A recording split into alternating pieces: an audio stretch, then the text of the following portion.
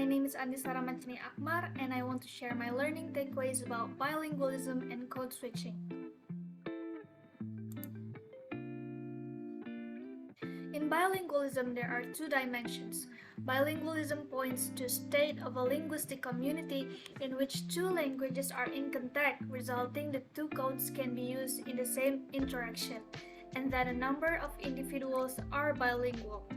While bilinguality is the psychological state of having access to more than one linguistic code or language as a means for social interactions. According to Steve McCarthy, there are two levels of bilingualism, individual level and societal level. In individual level, there is childhood bilingual development and adult bilingual development. Starting at birth or infancy is called simultaneous bilingualism, whereas starting another language after a native language mindset is established is called consecutive or sequential bilingualism. Infants evidently have the capacity for natural language acquisition, whereas deliberate effort or study is needed when languages started after puberty. And there is language processing, for instance, code switching, mixing, etc. And the third one, language attrition or loss. Language attrition is a knowledge about language that you gain, while language loss means that a language previously acquired to some extent, usually in early childhood, becomes irretrievable, so you forgot about what you learned. And the last one on individual level is trilingual or multilingual development, and there can be a qualitative distinctions in learning more than two languages. And in societal level, there's monoculturalism versus biculturalism or multiculturalism. Biculturalism means that there is two cultures in a certain country or region, while monoculturalism is one culture exists or presence in one certain region or country. Biculturalism implies not just behaving in ways consistent with the two cultures' context, but also holding values from one's heritage and receiving cultural streams, as well as identifying with both cultures. For example, Chinese American, not just Chinese or just American. Although either identification may be most salient in specific situations. And there is diglossia, which has high and low languages, and we'll talk about this on the next slide. And there is majority and minority languages, which, for example, is from immigrants or ethnic groups. What it means by immigrants, when a foreigner comes to Indonesia and their first language is English, while in Indonesia we use Indonesian language, which means the minority language will be English, while the majority language will be Indonesian language. And lastly, we have caste systems. Caste is a community or cultural identity, which is part of the vitality of Indian democracy that has hierarchical steps of systems. In sociolinguistic, the situation in which two different variations of a language are spoken within the same linguistic community is called diglossia.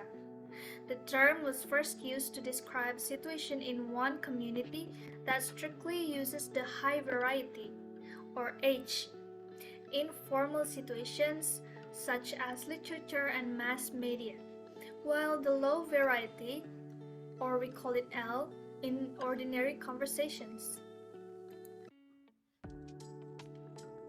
Now we talk about code switching. According to Britannica, code switching is the process of changing from one linguistic code or language to another language depending on the context. In the context of America, some of the native speakers may switch from speaking Spanish to English. And according to Churchill, speakers who switch code may have intention to manipulate, influence, or define the situation as they want. The term code in this case is a language or language variety.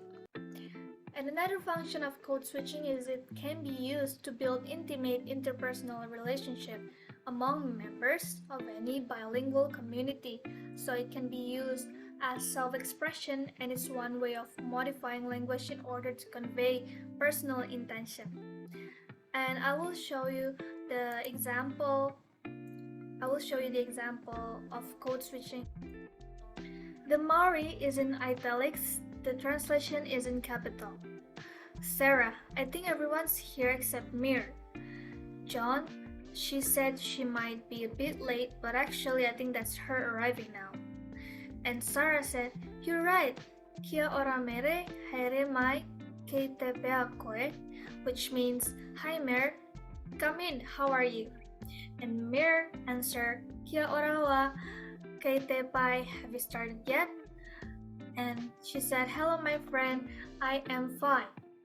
From the conversation above, we can see Sarah switched from English to Maori in one speech act, and the changing reflects their ethnic identity, and it used to create linguistic solidarity between members in one bilingual community. So let's see teacher code switching in context of ELT. In language teaching, code switching is commonly known as grammar translation method, which the teachers switch between the target language and students' first language.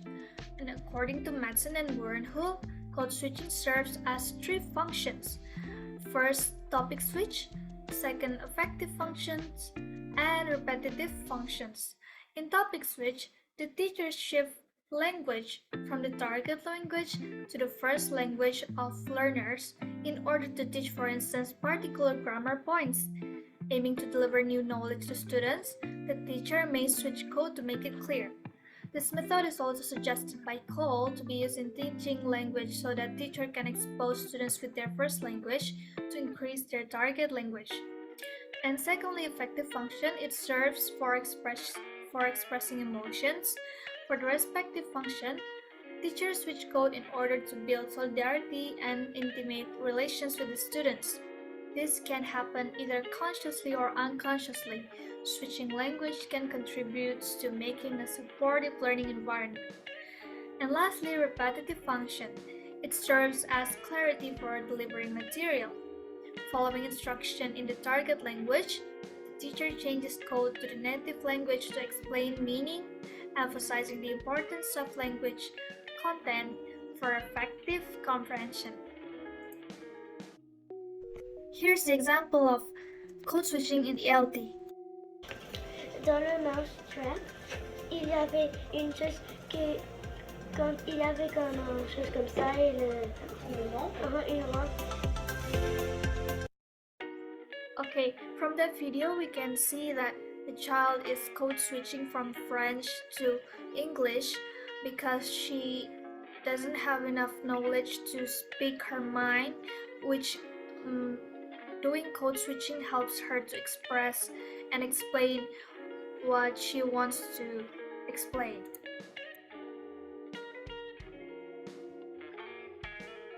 And here's one example from Turkish classroom EFL. The teacher said, no, okay, let's start that. Actually, it is. And then she starts writing adverbial clauses of manner on the board. And teacher said, while I'm writing, you can note down. And she writes as if, as though. The teacher said, these two are the same, okay? Same. We use as if and as though while we are talking about the real situations and unreal situation and probable ones, okay? Means, and she switched to Turkish language, which translates to as if, so to say. Okay, let's start with examples. First, real examples, real situations. And she writes for real situation examples on the board while uttering the examples at the same time. And teacher said, okay, there's a smell in the room. I think someone has been cooking. Okay, there is a smell in the room. I think there is someone has been cooking. I just predict, I just think. I don't know if someone has been cooking or not, okay? And we change these sentences, we will connect with as if, as though. It smells as if or as though someone has been cooking, okay? It smells as if, as though someone has been cooking. The teacher is doing a repetition, and on the last sentence, she code switched to Turkish language, which translates to it smells as if someone has been cooking, okay? So it helps, code switching in this case helps students to have a clearer understanding while using their first language.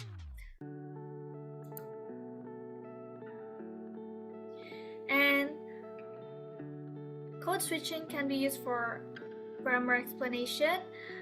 For example, the teacher said, let's take one sentence for example for the use of subjunctive mood. One would think he had seen a ghost, and the teacher switched code to Chinese, which translates to with would in it. The sentence expresses subjunctive mood, and it can also be used to manage class. The teacher said, now it's time for class, and the teacher switched to Chinese again for making the student silent.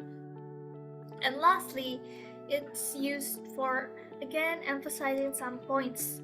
Let's come to the next sentence. Hoping to find a greatly advanced civilization, the time traveler sees in the misty warm air only an ominous giant white sphinx on a huge pedestal. And the teacher switched code on the last one.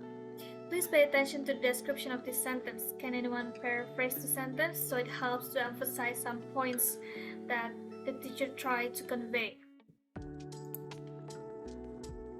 I think that is all from me. I hope you enjoy my sharing and learn new insights from me.